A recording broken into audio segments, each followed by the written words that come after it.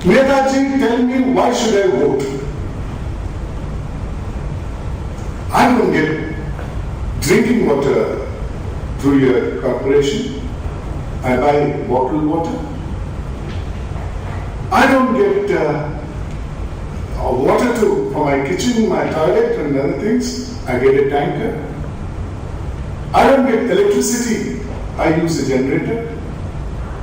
I don't have security, but I have my own security guard. Why, Netaji, tell me, why should I vote? Totally wrong concepts. This is what really encourages those people who are contesting election. I remember when I was, I would say about 70s, mid-70s.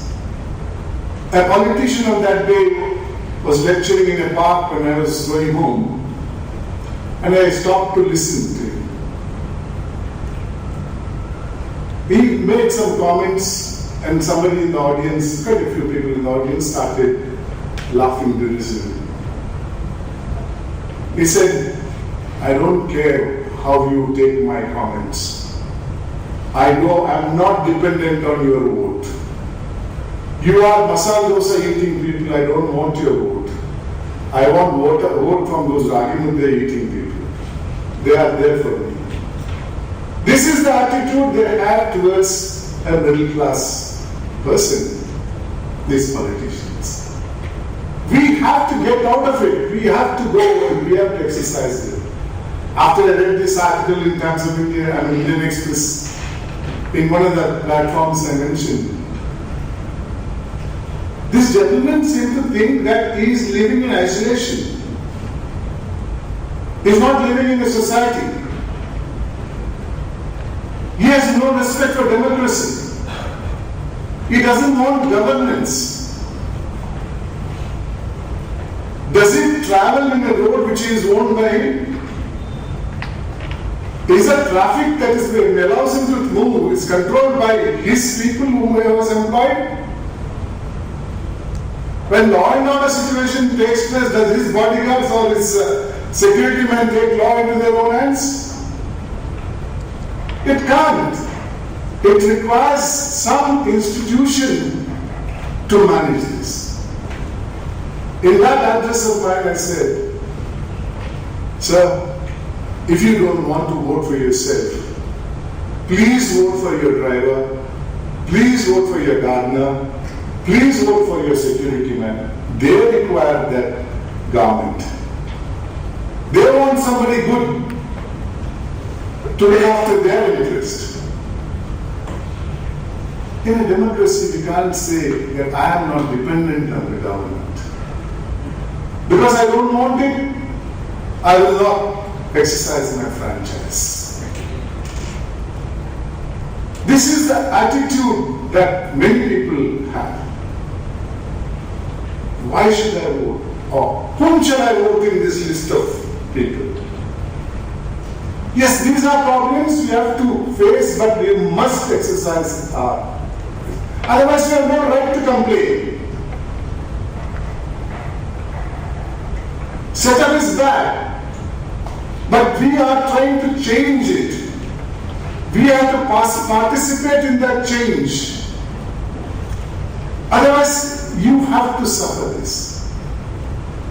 Just think today, if really you have to deal with the governance, either at the level of the corporation or at the level of the legislature, can you do anything without either a political backup or a bribe?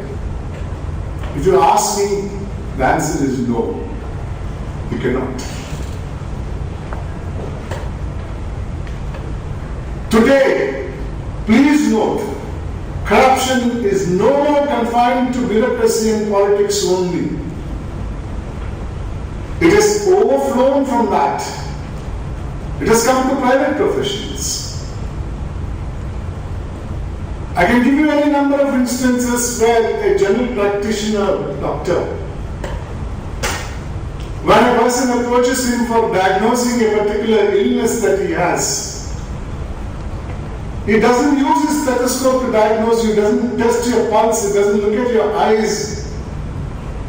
He straight away gives a prescription to a diagnostic center to go and get your tests done there. Not because he's incapable of diagnosing it, but because of the fact that in the evening he gets his share of the money from the diagnostic center apart from what he has charged you as fees. Go to the chartered accountant who is doing a professional assessment for you. How often he tells you, why do you want to go declare all this and all? Just pay something to the assessing officer and we'll settle for that. Now litigation, go to a lawyer. How many lawyers won't tell you that it will take 10 years in this court, and why do you want to fight it here? Say, let's settle with the judge. But if you keep going, assessing each profession, you will find certainly there is an element of corruption involved in it. Do you want to live in that society in the years to come? Do you want your children to live in that society in the years to come? I don't think anybody wants that. When every step you have to take if you have to pay a bribe. When we lose the meaning of the word honesty with probity, then nothing will be left to be enjoyed. Any amount of wealth you may make legitimately also will have no place there. Starting from the time you want to purchase a property, the other side asks for percentage of black money. Go to a sub-registrar's office to register a document, you have to pay compulsory bribe. Go to the corporation to get your khata changed, you have to pay bribe. If you have to get rid of this problem, first you have to change yourself, develop an attitude of satisfaction, which is different from greed, then try to change the attitude of the society. I can tell you, and I must tell you, many of you would not have experienced this, how in the present system the people suffer. The healthcare is in the hands of the state, at least for those who can't afford private medical care. About 2.5 years back, a poor tailor from Bagalkot, who himself is an handicapped person, came to my office with his wife and an 8-month-old child, and left the child on the floor of my office and said, "Sir, please look after this child. We are going to run away."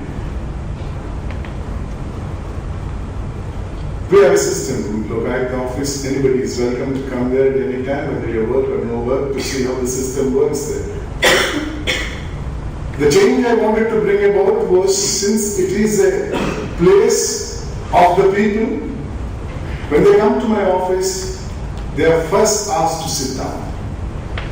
Very many people coming from the rural area would accept that offer. But I insist, I will not talk to you unless you sit down.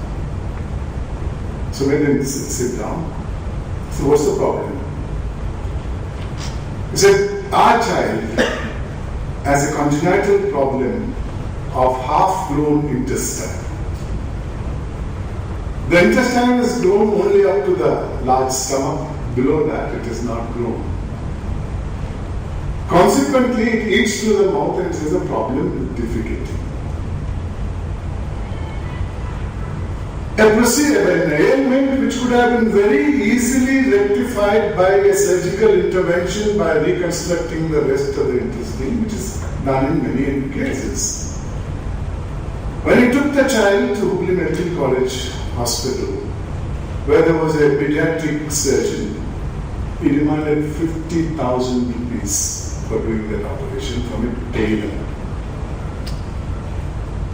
A doctor who was drawing a salary of 35,000 in 2006 after the 5th Pay Commission report to the Karnataka, but 80,000 as basic salary,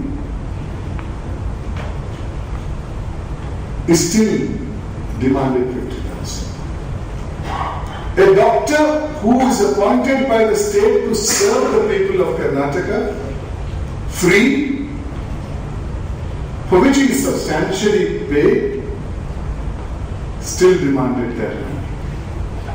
A doctor who takes an oath of a profession called the Hippocratic Oath to serve the society is still